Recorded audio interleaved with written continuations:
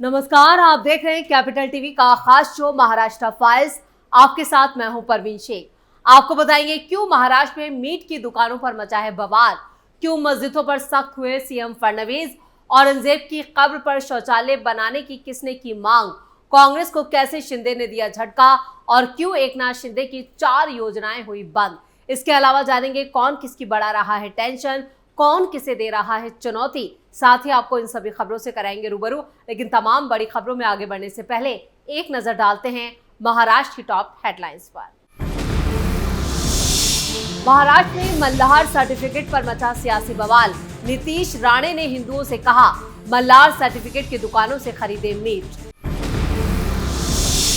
मस्जिदों से हटेंगे लाउडस्पीकर, सीएम देवेंद्र फडणवीस ने दिखाई सख्ती। विधानसभा में बोले कानून तोड़ने पर बख्शा नहीं जाएगा।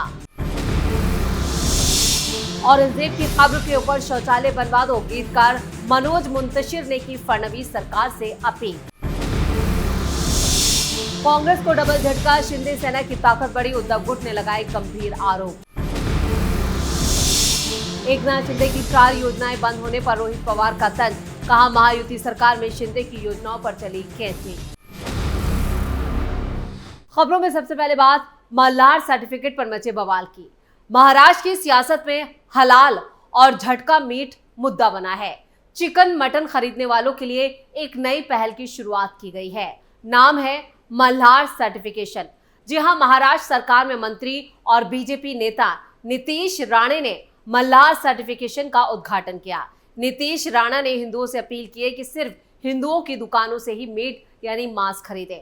उन्होंने दावा किया कि हिंदुओं की दुकानों से मीट खरीदने पर कोई मिलावट नहीं मिलेगी।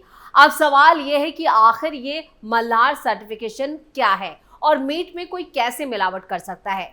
नीतीश राणे महाराष्ट्र सरकार में मत्स्य पालन मंत्री हैं। उन्होंने एक नई पहल की शुरुआत की जिसका नाम दिया मल्हार सर्टिफिकेशन, यानी mallarcertification.com का शुभारंभ किया गया। इस पहल के तहत राज्य के सभी झटका मटन की दुकानों को मल्हार सर्टिफिकेट नाम से पंजीकृत किया जाएगा। रजिस्ट्रेशन के बाद उन्हें मल्हार सर्टिफिकेट मिलेंगे, जिसके तहत सिर्फ चिकन मटन की दुकानों को हिंदू ही चला सकेंगे। mallarcertification.com नामक ऑनलाइन प्लेटफॉर्म से हिंदू व्यापारी पंजीकरण करा सकेंगे और सर्टिफिकेट हासिल कर सकेंगे। नीतीश राणे का दावा है कि यह सर्टिफिकेशन सुनिश्चित करेगा कि लोगों को शुद्ध और मिलावट रहित झटका मांस मिले। राणा के इस कदम को महाराष्ट्र के हिंदू समाज के लिए एक महत्वपूर्ण कदम बताया जा रहा है। उन्होंने हिंदुओं से सिर्फ मल्हार सर्टिफाइड दुकानों से मांस खरीदने का आग्रह किया, ये तर्क देते हुए कि ये हिंदू युवाओं को आर्थिक रूप से सशक्त बनाने में मदद करेगा। उन्होंने कहा कि ये भी तय करेगा कि मांस व्यापार में हिंदू समुदाय का भी उचित प्रतिनिधित्व हो। प्लेटफॉर्म की वेबसाइट के मुताबिक मल्हार सर्टिफिकेशन ये सुनिश्चित करेगा कि मांस हिंदू खटिक समुदाय द्वारा पारंपरिक तरीकों से तैयार और बेचा जाए। मल्हार सर्टिफिकेशन के मुकाबले हलाल सर्टिफिकेशन से की जा रही है, यानी इसका मुकाबला जो है हलाल सर्टिफाइड जो मीट की दुकानें हैं उनसे किया जा रहा है।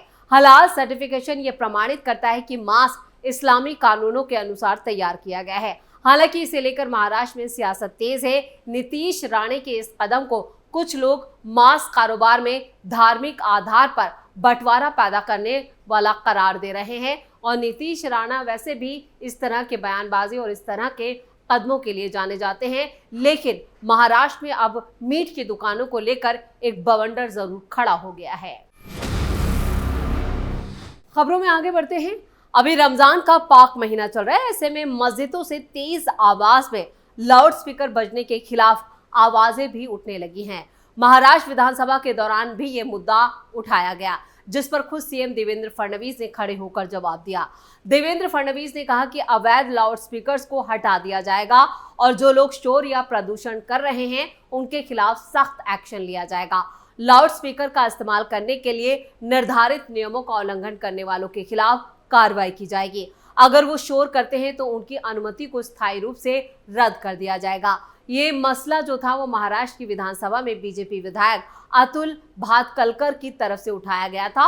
उन्होंने सरकार से इस पर जवाब देने की मांग की, जिस पर जवाब देते हुए सीएम देवेंद्र फडणवीस ने कहा, अतुल जी, मैंने आपको लिखित जवाब भी दिया है, लेकिन मैं आपको आश्वस्त करना चाहता हूं कि बॉम्बे हाईकोर्ट के आदेश के अनुसार अवैध लाउड स्पीकरों को हटा दिया जाएगा। जिन लोगों के पास अनुमति नहीं है और फिर भी नियमों का उल्लंघन कर रहे हैं उनके खिलाफ सख्त कार्रवाई की जाएगी और जिन लोगों के पास अनुमति है लेकिन नियमों का उल्लंघन कर रहे हैं उनके लाउड स्पीकर्स को जब्त कर लिया जाएगा, उनकी अनुमति को स्थायी रूप से रद्द कर दिया जाएगा। इससे पहले रमजान में मस्जिद से तेज आवाज में लाउड स्पीकर का मुद्दा उत्तर प्रदेश में भी छाया रहा। संभल के मुस्लिम धर्मगुरु मौलाना नूरी राजा ने कहा था कि मस्जिदों से लाउड स्पीकर हटाने में कोई दिक्कत नहीं है, हम देश के कानून का सम्मान करते हैं, इंसानियत को सबसे ऊपर मानते हैं। खबरों में आगे का रुख करते हैं। महाराष्ट्र के छत्रपति संभाजीनगर जिले में बनी मुगल बादशाह औरंगजेब की कब्र को लेकर सियासत तेज है। विवाद के बीच लगातार ये मांग उठ रही है कि औरंगजेब की कब्र को हटा दिया जाना चाहिए। महाराष्ट्र के सीएम देवेंद्र फडणवीस ने भी इस मांग का समर्थन किया है। अब इस मामले पर गीतकार मनोज मुंतशिर शुक्ला ने एक वीडियो जारी कर एक बड़ा बयान दिया है। उन्होंने सरकार से अपील की है कि औरंगजेब की कब्र के ऊपर शौचालय बना देना चाहिए। दरअसल वीडियो में मनोज मुंतशिर कहते दिख रहे हैं, आज पूरे देश में एक आवाज उठ रही है कि महाराष्ट्र के छत्रपति संभाजी महाराज नगर में बनी औरंगजेब की कब्र हटनी चाहिए। मैं इस मांग के खिलाफ हूँ। मेरा ये मानना है कि औरंगजेब की कब्र कभी नहीं हटनी चाहिए। इसकी वजह बताते हुए मनोज मुंतशिर शुक्ला आगे कहते हैं, जब हम हिंदू श्री राम जन्मभूमि की लड़ाई कोर्ट में लड़ रहे थे तो शांति प्रिय समाज के कुछ लोग हमें ज्ञान देते थे कि भगवान तो कण कण में है, तो फिर श्री राम मंदिर बनवाने की जरूरत क्या है? इस जमीन पर अस्पताल, स्कूल या अनाथालय बनवा देना चाहिए। मैं भी सरकार से विनती करता हूँ कि औरंगजेब की कब्र हटाने की जरूरत क्या है, उसके ऊपर शौचालय बनवा दो। तो अब मुंतशिर का जो बयान आया है वो अबू आजमी के बयान से जोड़कर देखा जा रहा है और पूरे देश में औरंगजेब की कब्र को लेकर एक विवाद छिड़ा हुआ है और लगातार ये मांग की जा रही है कि महाराष्ट्र से औरंगजेब की कब्र को हटा दिया जाए और उस पर बुलडोजर कब चलेगा। इससे पहले देवेंद्र फडणवीस का भी बयान आया था। उन्होंने कहा था कि देवेंद्र फडणवीस ने कहा कि मैं इसका समर्थन करता हूं कि औरंगजेब की कब्र को हटाया जाए, लेकिन सब कुछ कानून के दायरे में होगा। खबरों में आगे का रुख करते हैं। पुणे के कस्बा पेठ से पूर्व कांग्रेस विधायक रविंद्र धंगेकर ने कांग्रेस छोड़कर शिवसेना में शामिल होने के बाद अब कांग्रेस को हिंगोली में एक और बड़ा झटका लगने वाला है। खबर है कि हिंगोली विधानसभा सीट से कई बार के विधायक रह चुके कांग्रेस नेता भाऊ पाटिल गोरेगांवकर जल्द ही शिंदे गुट में शामिल होने वाले हैं। पिछले साल हुए लोकसभा चुनावों में विपक्षी गठबंधन महाविकास अघाड़ी को जबरदस्त सफलता मिली थी, जबकि सत्ता पर काबिज महायुति को तगड़ा झटका लगा था। लेकिन कुछ महीने में बाजी पलट गई और महाराष्ट्र विधानसभा चुनाव में महायुति को प्रचंड जीत मिली। अब महाराष्ट्र में आगामी निकाय चुनावों की तैयारी जोरों पर है। महायुति और महाविकास अघाड़ी दोनों ही दमखम के साथ अपना खेमा मजबूत करने में जुटे, लेकिन इस राजनीतिक सरगर्मी के बीच महाविकास अघाड़ी के नेता लगातार पाला बदल रहे हैं और महायुति में शामिल हो रहे हैं। इसी कड़ी में अब हिंगोली से एमवीए में शामिल कांग्रेस को बड़ा झटका लगने वाला है। रिपोर्ट्स के मुताबिक हिंगोली विधानसभा के पूर्व विधायक भाऊ पाटिल गोरेगांवकर जल्द ही एकनाथ शिंदे की शिवसेना में शामिल होने वाले हैं। गोरेगांवकर 3 बार हिंगोली सीट से विधायक रह चुके हैं। हाल ही में विधानसभा चुनाव में वो कांग्रेस के टिकट पर चुनाव लड़ना चाहते थे, लेकिन पार्टी ने उन्हें टिकट नहीं दिया, जिसके बाद उन्होंने निर्दलीय उम्मीदवार के रूप में चुनाव लड़ा, लेकिन उन्हें हार का सामना करना पड़ा। विधानसभा चुनाव में हार के बाद भाऊ पाटिल मुख्यमंत्री एकनाथ शिंदे के संपर्क में आए और अब जल्द ही उनकी शिवसेना में शामिल होने की जानकारी सामने आने वाली है। खबरें तो यह है कि वो कल तक शिवसेना में शामिल हो सकते हैं और जानकारी के मुताबिक वो पहले ही शिवसेना प्रमुख एकनाथ शिंदे से मुलाकात कर चुके हैं और हिंगोली में एक बड़े कार्यक्रम में वो धनुष बाण उठाएंगे। रविंद्र धंगेकर के बाद अगर भाऊ पाटिल गोरेगांवकर भी शिवसेना शिंदे गुट में शामिल होते हैं तो कांग्रेस को एक और बड़ा झटका लगेगा। उधर उद्धव ठाकरे के सांसद संजय राउत ने दावा किया है कि धंगेकर की पत्नी को गिरफ्तार करने का अभियान महायुति सरकार ने शुरू किया था, इसलिए वो कांग्रेस छोड़कर चले गए। हालांकि धंगेकर ने संजय राउत के इस दावे को सिरे से खारिज कर दिया है। और खबरों के आखिर में बात करते हैं महायुति में मचे बवाल की। महाराष्ट्र विधानसभा चुनाव के बाद देवेंद्र फडणवीस सरकार यानी महायुति की प्रदेश में सरकार बनी। सत्ता में आने से पहले महायुति की सरकार ने जनता से कई वादे किए, जिनमें कुछ योजनाएं ऐसी थी जिसकी मदद से बीजेपी नेतृत्व में महायुति फिर सत्ता में आई। लेकिन अब कई ऐसी योजनाएं हैं जिसे देवेंद्र फडणवीस ने यह कहकर बंद कर दिया या आने वाले दिनों में बंद करने वाले हैं। इसके बारे में उन्होंने कहा है कि राज्य सरकार के खजाने में पैसों की कमी है। ऐसे में लोग ये जानना चाहते हैं कि आखिर कौन कौन सी ऐसी योजनाएं हैं जिसे सरकार ने बंद करने का फैसला किया है, किन योजनाओं पर काले बादल मंडरा रहे हैं। महाराष्ट्र के डिप्टी सीएम और वित्त मंत्री अजित पवार ने शिंदे के मंत्रियों को इस बार कम बजट दिया है। बजट में बीजेपी के मंत्रियों के विभाग के लिए ज्यादा धनराशि दी गई है और उसके बाद अजित पवार गुट के मंत्रियों को बजट ज्यादा मिला है। बजट आवंटन के मामले में शिंदे गुट जो है वो तीसरे स्थान पे है। आपको बता दें कि महायुति सरकार में शिंदे गुट के पास 57 विधायक हैं, जबकि अजित पवार गुट के पास 41 विधायक हैं।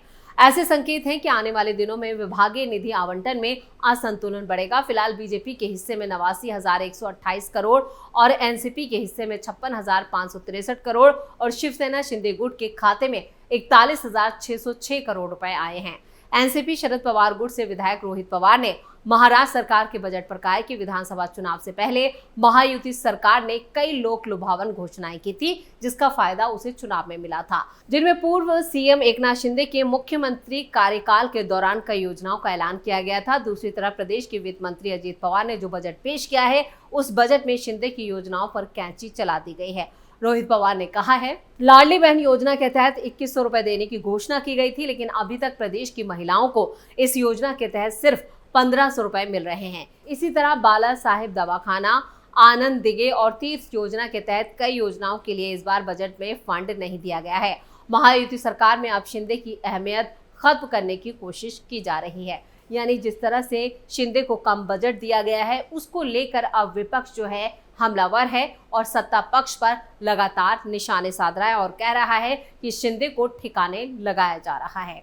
इसी के साथ महाराष्ट्र फाइल्स में खबरों का सिलसिला यहीं खत्म करते हैं। बाकी खबरों के लिए आप जुड़े रहिए कैपिटल टीवी के साथ। वीडियो को लाइक करें, शेयर करें और कैपिटल टीवी को सब्सक्राइब जरूर करें। नमस्कार।